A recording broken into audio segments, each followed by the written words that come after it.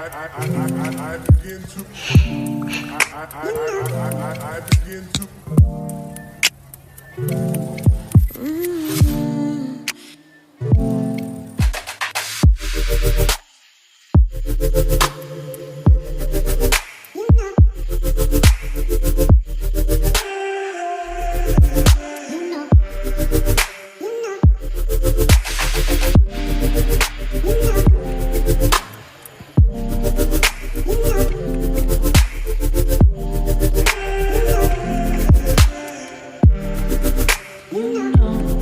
Hi guys, welcome back to my YouTube channel. My name is Yvonne Furaha. As usual, it's time for story time.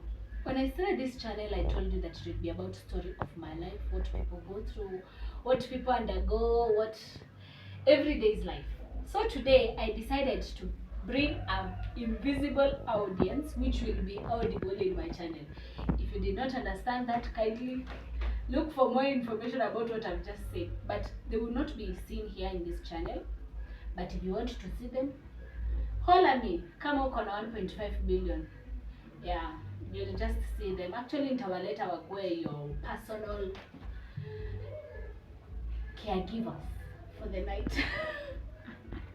So, I have a story I want to read to them. But they first say hi.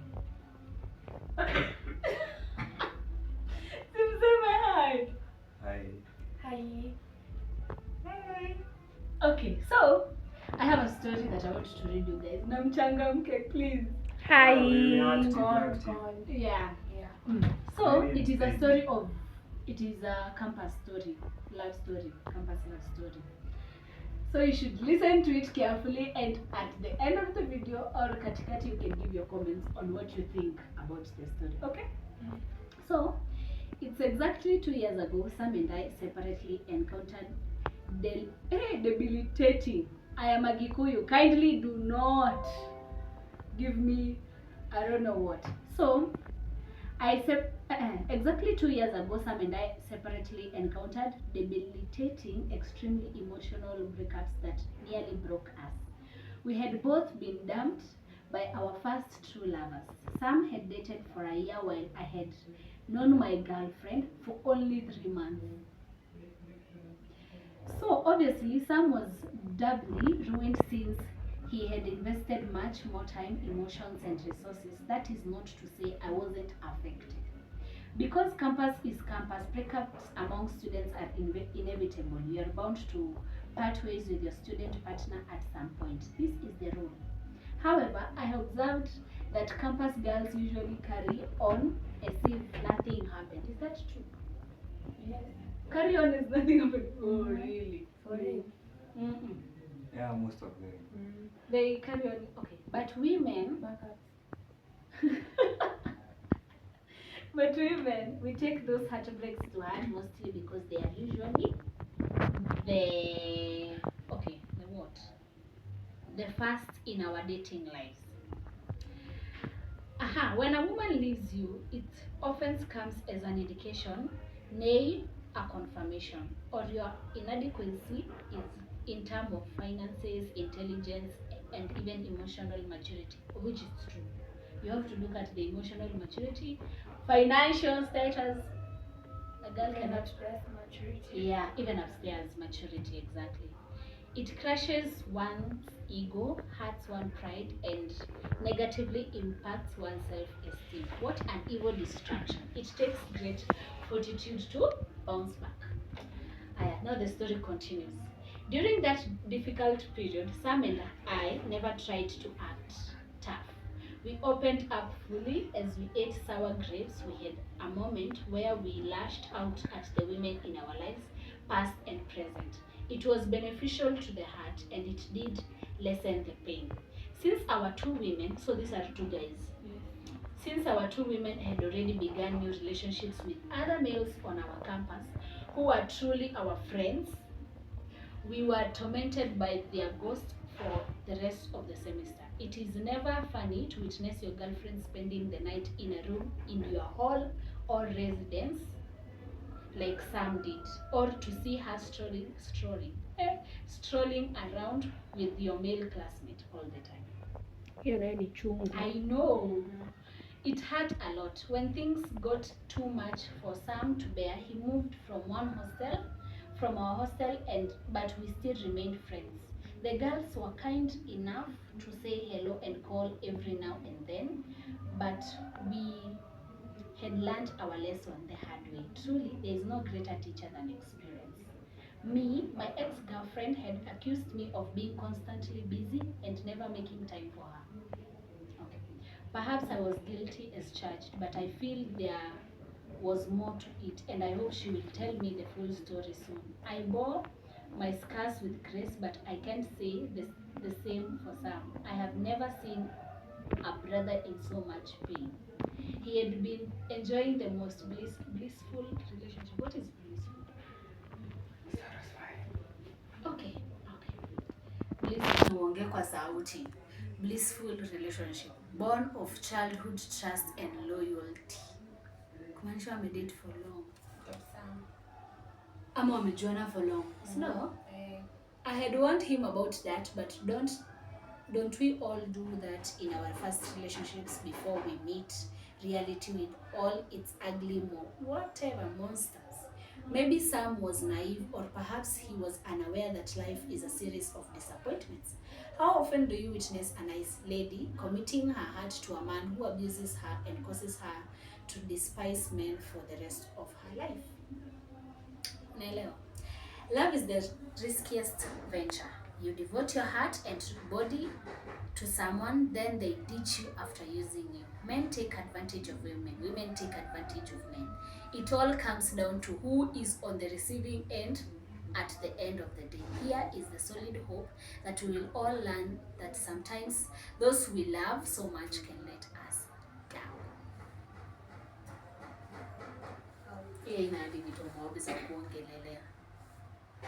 Because it's a love story, it's a heartbreak, baby. It's a heartbreak. With life. Ni life. Yeah, the rite of passage. The rite of passage. Walai. Eh, Heartbreak siku hizi ni rite of passage. hiyo part ya heartbreak. Kama hujapitia heartbreak in campus, Jua? you are yet to get there. Hata ili urepeat. It's a heartbreak, baby. It's a heartbreak.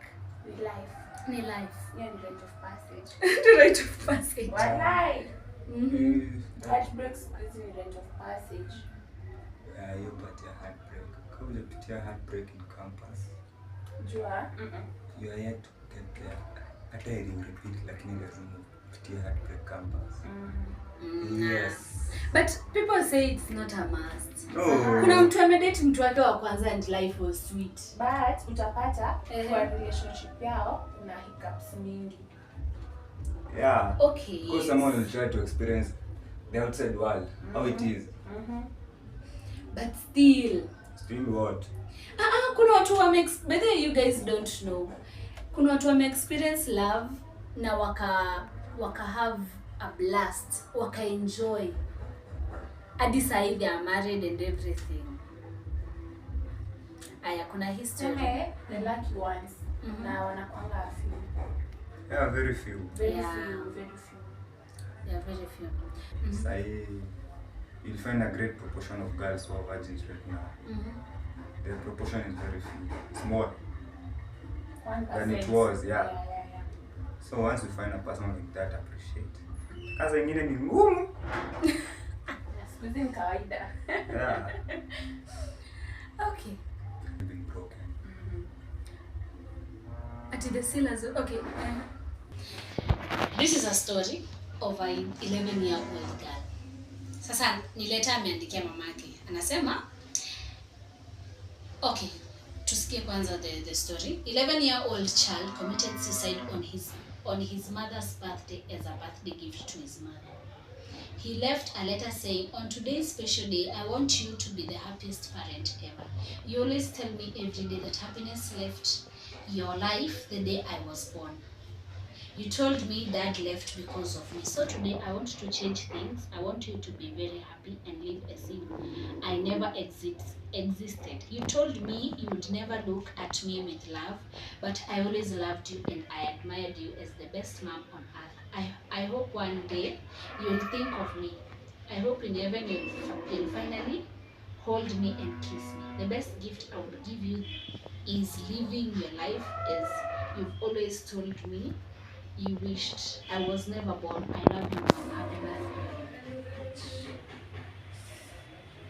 It was so touchy. Who is the problem? The mother.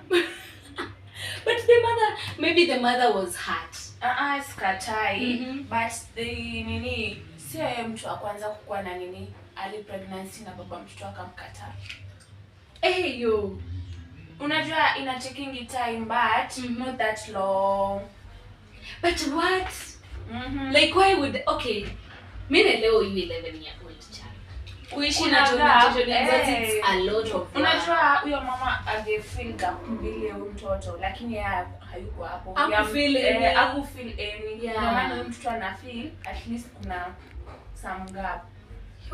Yo hapana. See, our parents, they've messed a lot, in raising us. Because the same energy they put in telling us on what not to do is the same energy they need to put on telling us on what to do. Yeah. You find me working with the wrong people, and you tell me stop working with that person. Una insist kabisa hadi naona yenyewe unaongea ukweli nikaa kuna kitu mbaya. Lakini the moment natembea na mtu mzuri, hakuna venye utaniambia. You like una vanish. Ama I find myself doing something else. Nimeanza kutembea na watu wabaya. Niambia natembea na watu wabaya. Then mimi mwenyewe nijiambia aje. Instead of kutembea na watu wabaya, let me go to the field. Niko na talent hapo hivyo. I start playing football.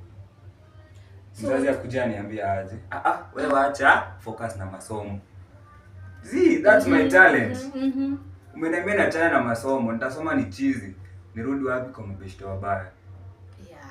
So they need to focus on putting effort. But me, okay. On all sides. Kuna wenye, there are some children who are still, hatuwezi sema wako wazuri.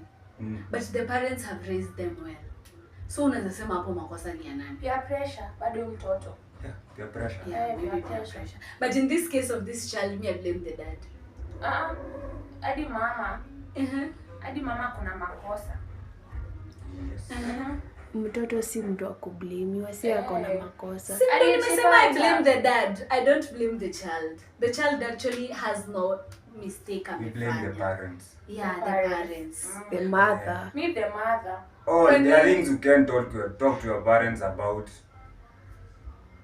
Kama kwa sababu wamekuonyesha usiniletee ujinga hapa kwangu. Exactly. Kweli. Kama okay, for example, like my mom, when I go tell her about stories there's this guy I met, you know, anza kunishautia. From that moment my esteem ya kuongea naye itaisha kabisa. And I will never even dare to talk about such topics. You have parents like those. Then I go, I find a toxic relationship out there, maybe I'm killed. Then the parent will know. That's when they realize that kumaanisha ningesikiza mtoto and everything, and it's already too late. Kasa hivi venye many cases in about relationship, they need to focus on handling more their children than any other thing. Because sahi unaweza pata only 60% are being checked up by their parents in campus. 60% hadi ni wengi. 60%. 60. Mimi hata mzazi sidhani anajua na kuanga na demu. Na akijua labda ambiwe. Sasa sitaki kumwambia, nitamwambia. Yes, but sasa atapewa space. Be judge hapo ile ya kabisa yenyewe unajua unafaa unataka nikuwe gay. Unajua bado nini pacha wazazi acha ni watetee, wanasema bado you are too young at an early age. Me I say that because these people are messing up things when they become unajua walikuwa natuambia hivyo. Sasa as personally as teenagers mess up wa kublame kwambia say I told you. Ushaongeleshwa na mzazi about sex? No. I mean shy kusema kweli. Wewe? Sijawahi. Hata mimi sijawahi. Mimi sijawahi. Some things ni self taught. And I say if I didn't have self taught. Kama singekuwa na Ati self taught. Hakuna kitu kama self Hakuna taught. self taught. Nasema vitu zingine ni mimi nimejifunza. Oh yeah. Na azifai. Sio. Azifai. Unafaa kuwa unajua. Okay, mzazi anafaa kukalisha chini. Kwanza mostly the ladies.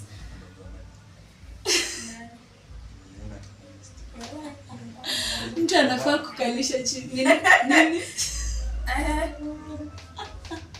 Mtu anafaa. Another topic. Tana. Mzazi anafaa kukalisha chini ya kuelezea what happens. Juu utashinda kumendanganya mtoto ametoka supermarket mpaka lini. So niambie tu kenye mlifanya.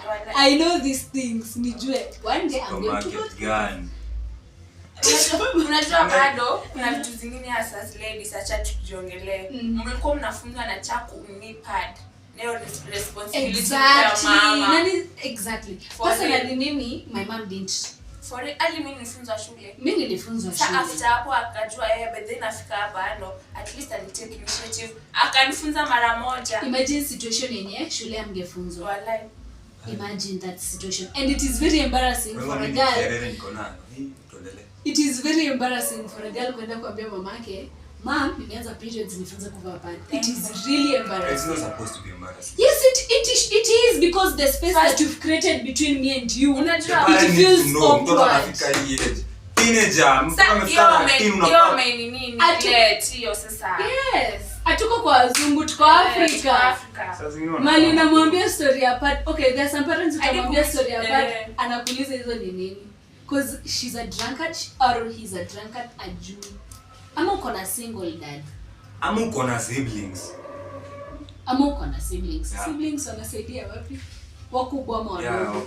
Yeah, maybe wakubwa. Watasaidia. When you have older siblings then you have responsibility to nurture. Let me say parents should really do a better job. Lakini bado kuna dads wanafunzanga wasichana wao kunini kutumia pads. But that responsibility is not for I feel. Do you actually need 0.5%? Exactly. Ajafika And that 0.5 the kids are the one teaching the dads. Wacha nikwambia sasa niambie babangu nifunze kuvaa pad. Like single dads. Atakuwa zile za single. Kuna single dads. Wengine anakurefaindi uende kwa auntie yako. Yes. Because they feel embarrassed. Yeah, and it's not something to get embarrassed about. You should talk about it. Yeah. Wacha sasa kama mtoto amejiua nini? Amekufa nini? Makosa ya mzazi. Makosa ya dadi na mama. Ni bado we have cultural stigmatization. Very bad. Which is bad. Extremely bad. And support your children. Yeah, because see most men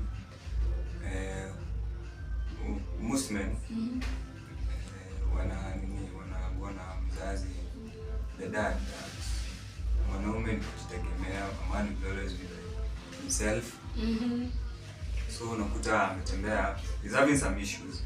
What does he do? He keeps the issues into himself. Anajiwekea hizo issues instead of opening up, because he knows once he open up either there's someone when you're not opening up, like, grow up. Yeah, grow up. You pass. No. Mwanaume aliangi. That's a stigma. Like, a man should never cry. Men cry. Mwanaume unalia aje? Mwanaume unalia aje? Now you see the problem. You should cry. Ndio anaingia into depression. Yeah. Unamwambia aje? Unajua bado ni human beings na kuna feelings. Yeah. Sasa ukiweka ati unalia nini? Lia yote kutoke at least. Me actually, to be sincere, I prefer a man who will cry to my shoulder. Thank you. Because kabisa, that person will be very open with you. Because kama amekubali kutoa machozi mbele yako. But first you need to make him a peace. Yeah, exactly. Because you won't just come. But you men are so wanajifanya have you tried this?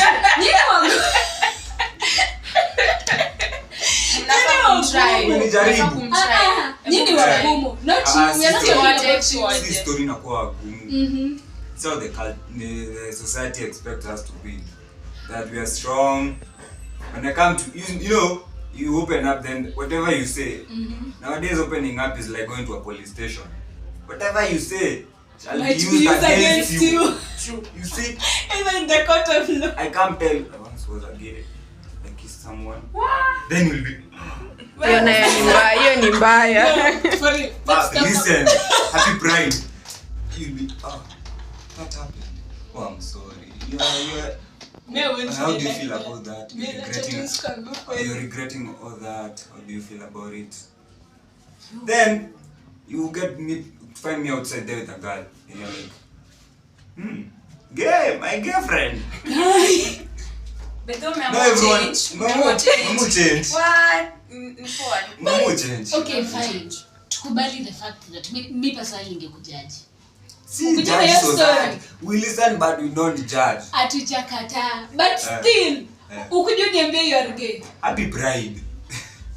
You are gay. Okay, maybe you are, I might understand. Sahi, you are gay. No, I'm not gay. I'm not saying you are gay. Uko sure sige? This is gay. 100%. 100%. Yani normal. Uko straight. Straight people forever. Atusimami. Yeah. In 5 months I'll be a dad. Yeah. So it's 12 months. In that 12 months. Cut.